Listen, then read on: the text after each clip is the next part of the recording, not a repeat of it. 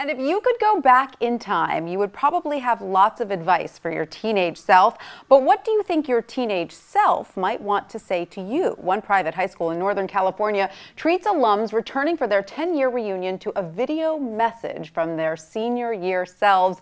It is potent stuff that can bring some to tears. And one of the alums, Meagan Rehberg, joins us now, along with WSJ columnist Sue Shellenbarger, who can explain the takeaway in this for all of us. Sue, let me start with you. Can you tell us more about this tradition at York School in Monterey, California? York has done this for about 15 years, and in fall of senior year at a retreat, the students are placed in front of a video camera and told to record a message to their future selves.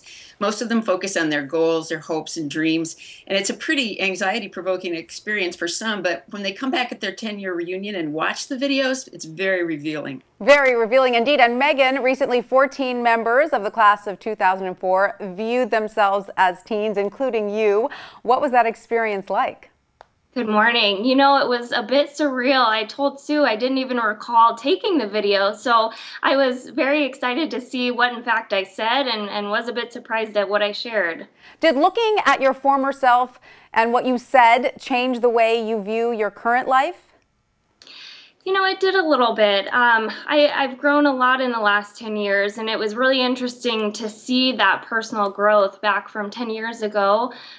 You know, I was a lot more timid back then. I've gotten a lot more confident since then, and it was neat to see the progression. Now, Sue, what are some of the things the alums you spoke with say they wished they'd known then?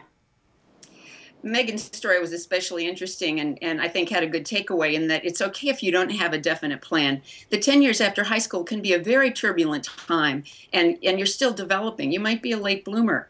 In other cases, one young man who really had to work hard and long to get a tenure track position as a college professor said, "I wish I'd focused less on success and more on learning from my failures." And yet another young woman who was able to find a career in classical music said she would advise herself to be flexible in your goals. Don't define success too narrowly. Give yourself room to adapt to changes in the economy and the market. And Meagan, is there anything that you would have done differently or anything you'd like to tell your teenage self? Absolutely nothing I would have done differently, amazingly. I would have told my teenage self to not worry that I didn't have a defined path, that would come later. And in fact, I've reached many of the goals that I hoped to, so I'm very happy about that. All right, well, congratulations to you, Meagan and Sue. Thanks to both of you for being with us.